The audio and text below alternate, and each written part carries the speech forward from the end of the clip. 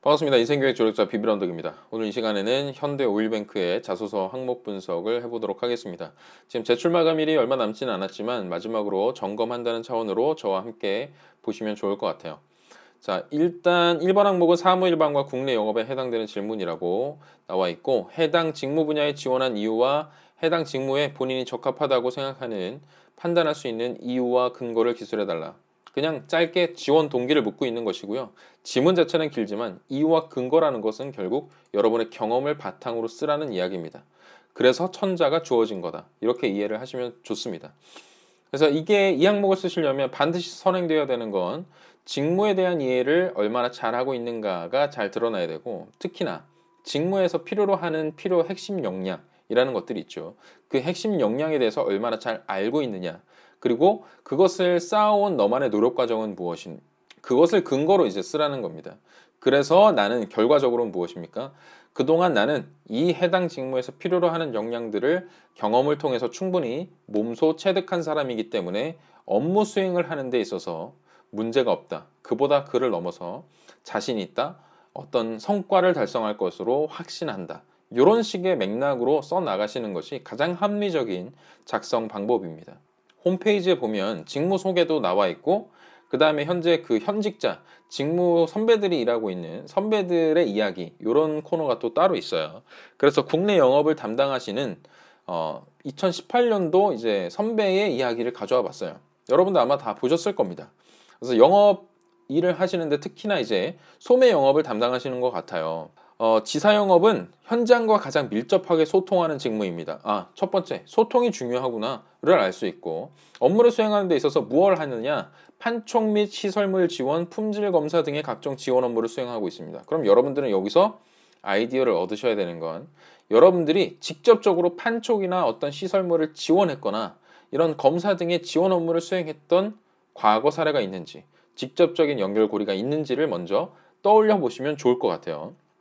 그리고 이제 만약에 이런 직접적인 역량이 없다라고 한다면 이제 작성해가는 방식을 빠르게 선회를 하셔야 되죠. 어떻게 바꿔야 되냐면, 이 직무에서 필요로 생각하는 가장 핵심적인 역량, 이 직무에서 필요로 하는 핵심 역량이라는 것은 무엇이라고 알고 있습니다. 그런데 나는 이런 경험을 바탕으로 그동안 필요로 하는 핵심 역량을 충분히 쌓아온 사람입니다. 이렇게. 그래서 직접적인 경험이 없다면 간접적인 경험을 들어서라도 연결고리를 빨리 만들어내시는, 그래서 직접적인 경험이 아니라고 한다면 간접적인 경험을 끌어오는 거죠. 자, 저는 영업에서 필요로 하는 역량이 무엇이라고 생각하고 있고요. 저는 경험을 통해서 이 역량을 충분히 체득한 사람입니다. 이렇게 넘어가시는 거죠. 자, 그러면 여기서 필요로 하는 역량이 첫 번째로 이제 뭐 소통이라는 키워드가 등장하기도 했고, 뒷부분에 보면, 자, 우리는 일반적인 영업과는 달라요. 왜 달라요?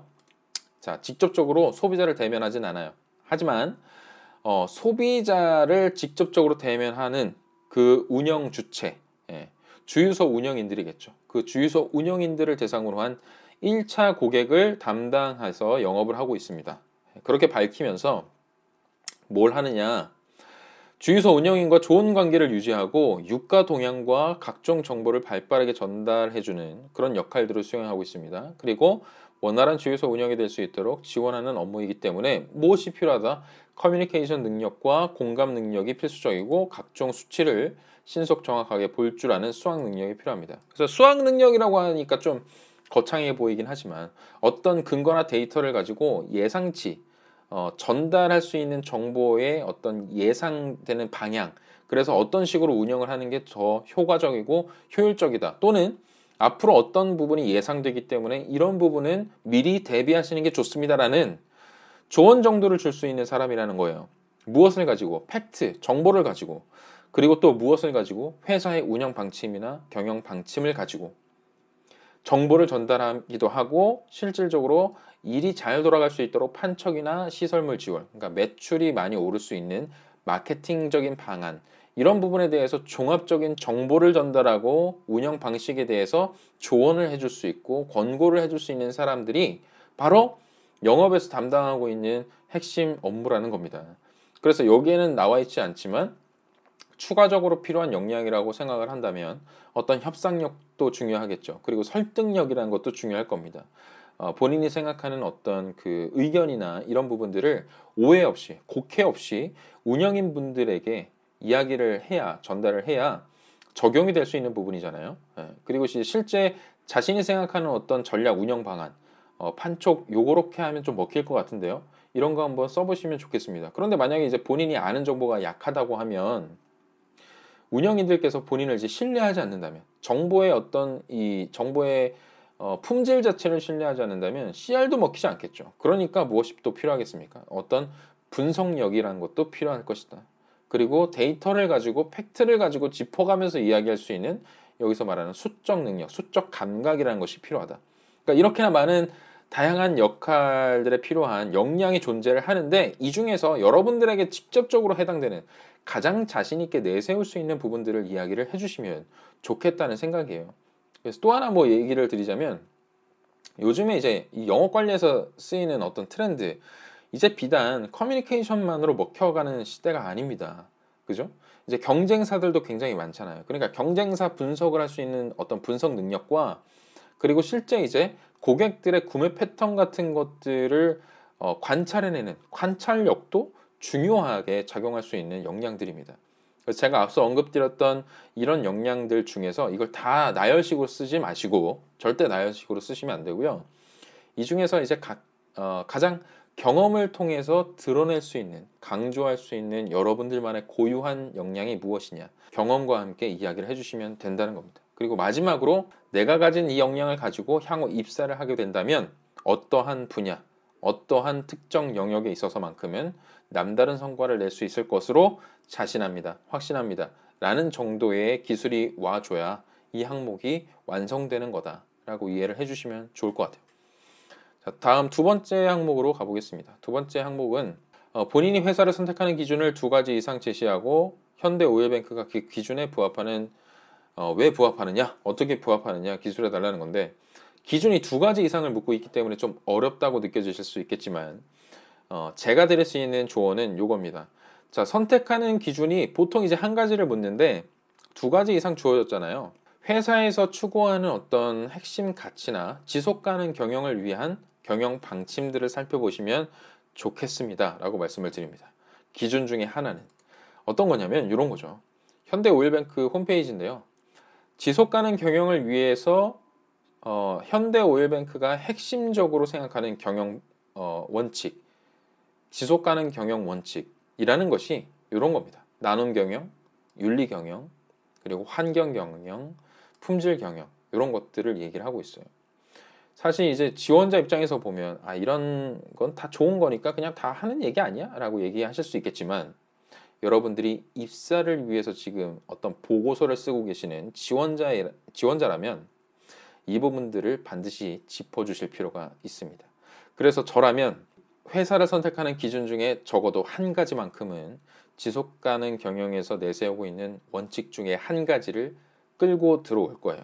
그래서 나눔이 왜 중요하냐, 윤리가 왜 중요하냐, 이런 부분들에 대해서 여러분들의 기준점이라고 설명을 해주실 수 있을 것 같습니다.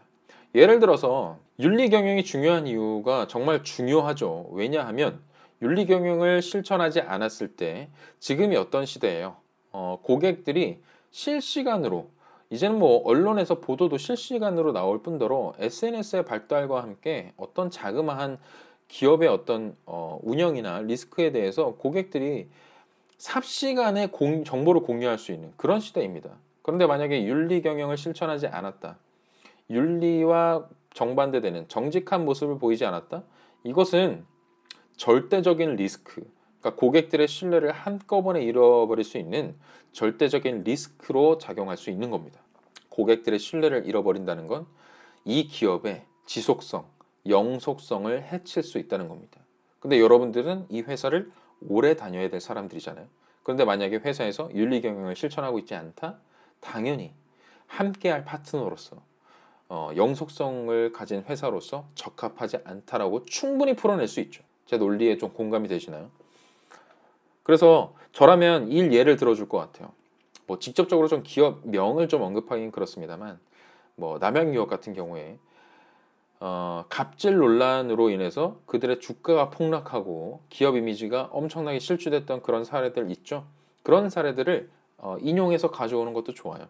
아무리 어떤 기업이 이윤을 위해, 이윤 창출을 위해서 나아가는 것은 당연한 이야기지만 그 안에서 정직이나 도덕성, 윤리 의식을 가진 경영 철학을 가지고 있지 않는다면 고객들의 신뢰를 한꺼번에 잃어버릴 수 있고 기업의 지속성이나 영속성이라는 것이 한꺼번에 무너져 내릴 수 있다.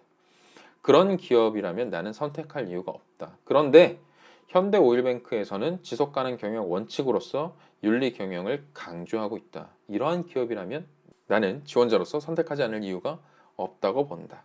이렇게 이제 논리를 제시하실 수 있을 것 같습니다. 또 한 가지, 이제는 좀 더 이제 직무로 들어가 보는 거예요. 나머지 하나의 선택 기준이라는 것은 그런 것이죠. 내가 지금 이 직무를 선택했는데 특히나 이제 엔지니어나 연구 개발 분야를 생각을 해보면 자, 여러분들이 어떤 새로운 품질, 어떤 새로운 서비스나 품질과 관련된 부분, 공정과 관련된 부분에 대해서 아이디어를 냈어요. 그런데 만약에 이 회사가 여러분들의 어떤 이야기들을 무시하고 기회를 주지 않는다면 결국 여러분들이 원하는 어떤 비전을 달성하는데 어려움이 있겠죠. 그런데 이 회사에서 여러분들에게 통 크게 이렇게 제시를 하는 거예요. 자, 너한테 어떤 권한을 위임할 테니 마음껏 역량을 한번 펼쳐봐. 그리고 설령 너가 실패한다 하더라도 또 다른 기회가 주어질 수 있도록 너가 주눅들지 않도록 우리는 충분한 그런 환경들을 제공해 줄 거야. 그러니까 한번 일해보지 않을래? 그러면 저 같으면 당연히 일하죠. 그런 부분들을 짚어주라는 겁니다. 그래서 제가 올린 방송 중에 애자일과 관련된 키워드를 말씀드린 적이 있는데요. 이런 겁니다. 애자일이라는 것도 빠르게 의사결정을 해서 현대오일뱅크도 굉장히 규모가 덩치가 큰 대기업이잖아요. 그런 조직일수록 어떤 내 의견이 실제 이제 서비스나 제품으로 탄생하는 데 있어서의 어떤 걸림돌이나 제약들이 굉장히 많아요. 그런 프로세스들이 많고 협조해야 되는 그런 그 프로세스도 굉장히 복잡하죠. 그런데 만약에 어떤 팀워크, TFT식으로 여러분들한테 권한이 좀 위임이 되고 아이디어를 자유롭게 내고 수평적인 조직 문화를 통해서 토의나 토론이 이렇게 자유롭게 이루어질 수 있다면 그렇다면 이제 여러분들이 생각하는 여러분들이 직무를 수행하는 데 있어서의 어떤 자신감 그리고 향후 비전을 달성해낼 수 있는 가능성 그리고 여러분들이 어떤 전문성을 가지고 이 직무를 수행하는 데 있어서 어떤 전문성을 쌓아갈 수 있는 그런 기회나 발판들이 주어지는 그런 부분들이 남다를 겁니다. 그래서 저라면 예를 들어드리는 거지만 현대오일뱅크가 그와 유사한 행보를 보이는 것들을 기사 검색 정도로 한번 찾아보고 이렇게나 지금 현대오일뱅크는 변화나 혁신의 목소리, 변화나 혁신을 위해서 직원들한테 기회 제공이나 어떤 계기나 발판을 마련해 놓고 이 임직원 한 명 한 명이 비전을 달성해 나갈 수 있는 어떤 백색의 도화지를 제공하고 있다. 이러한 기업이라면, 이러한 조직 문화를 갖춘 기업이라면 내가 지원하지 않을 이유가 있겠습니까?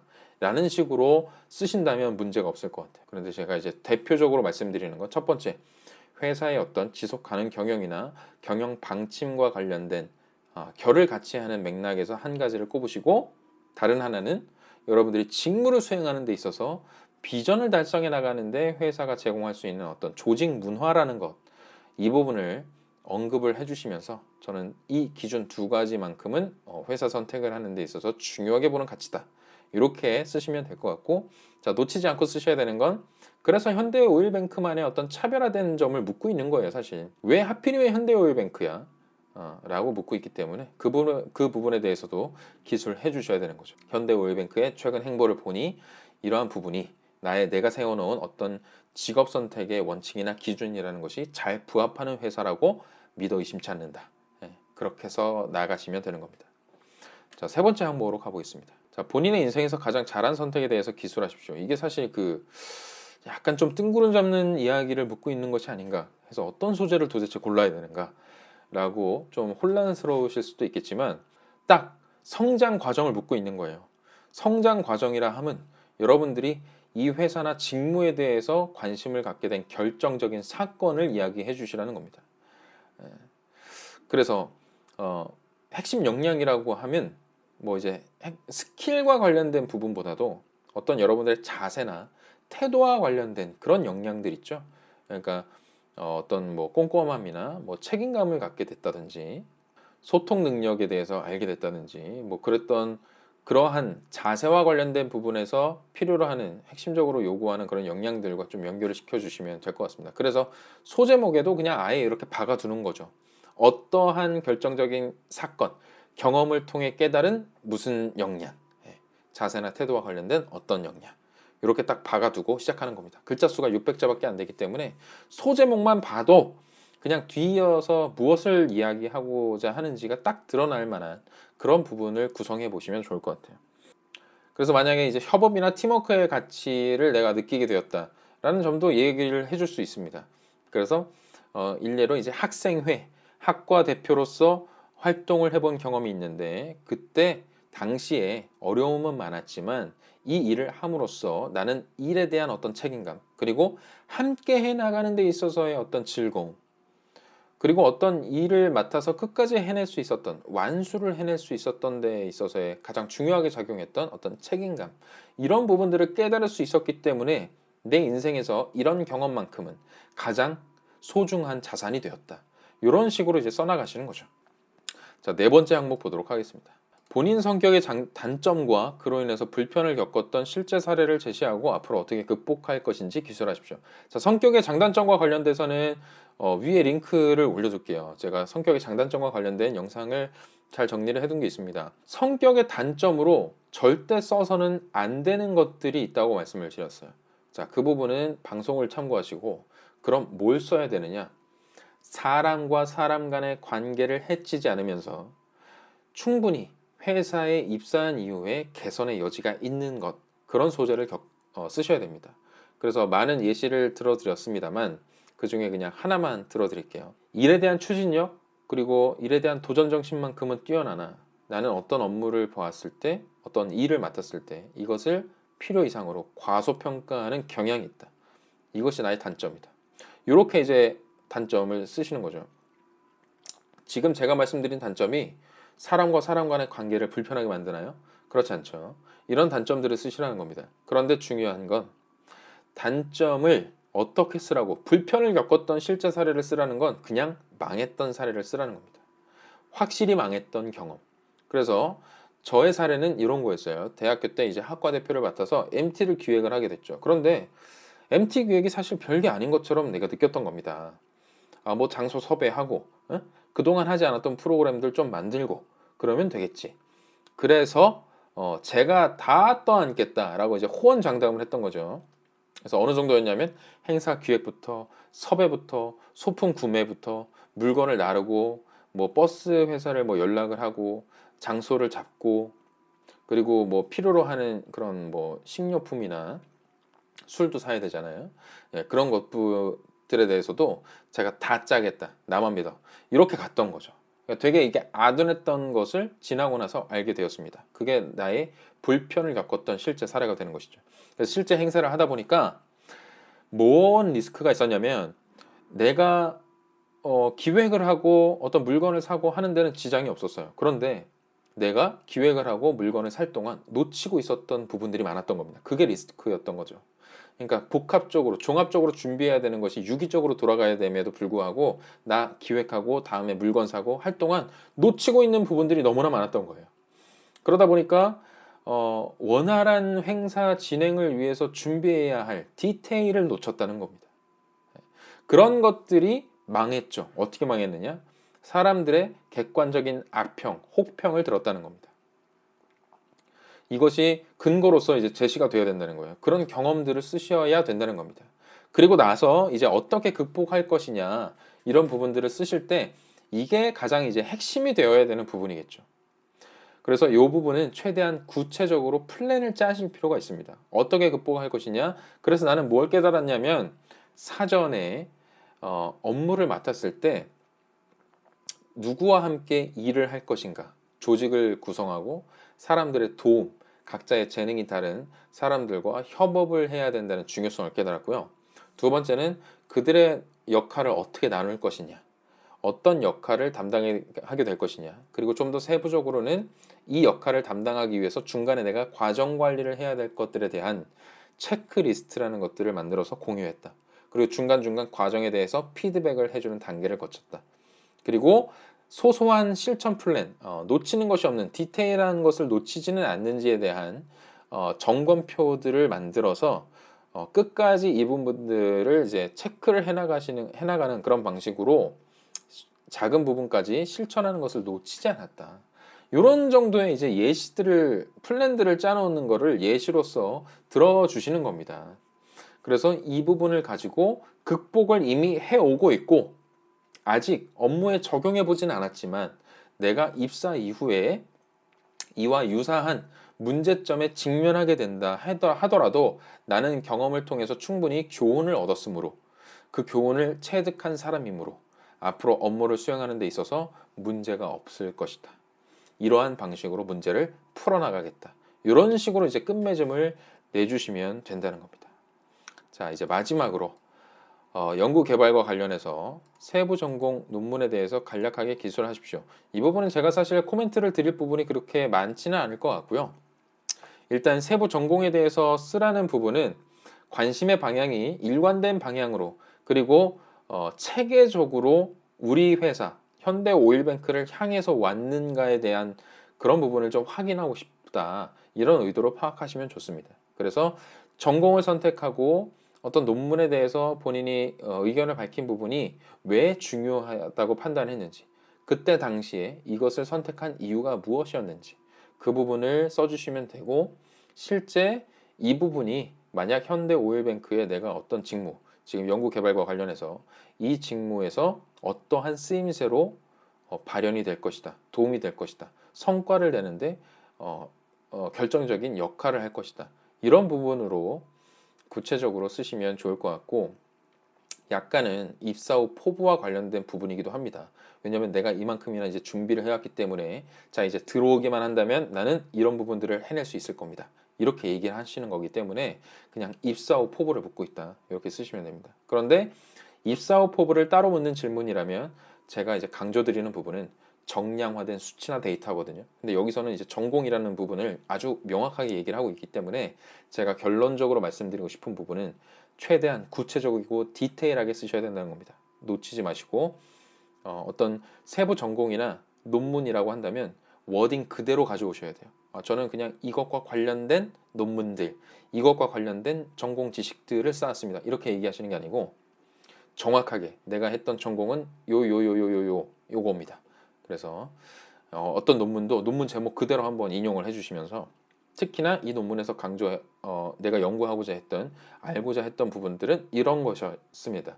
근데 실제 이제 입사 이후에 연구 개발 업무를 담당했을 때 어떤 특정 분야에 있어서 나는 이 부분과 관련된 연구 지식이 이미 소양이 있는 사람이므로 헤쳐나가는 데 있어서 문제가 없습니다 라고 논리적으로 기술을 해나가시는 것이 이 항목의 핵심이다, 이렇게 이해를 해주시면 되겠습니다. 이렇게 5개 항목을 봤는데요. 항목이 상당히 구체적으로 묻고 있기 때문에 기술 자체의 문제점은 없으실 것 같고, 제가 말씀드렸던 어떤 소재를 선택하는 어떤 포인트나 맥락, 이런 부분들을 잘 체크해 나가시면 제출하시는데 별로 문제는 없을 거라고 판단이 됩니다. 추가적인 궁금증이 있다면 아래 이제 댓글로 남겨주시고요.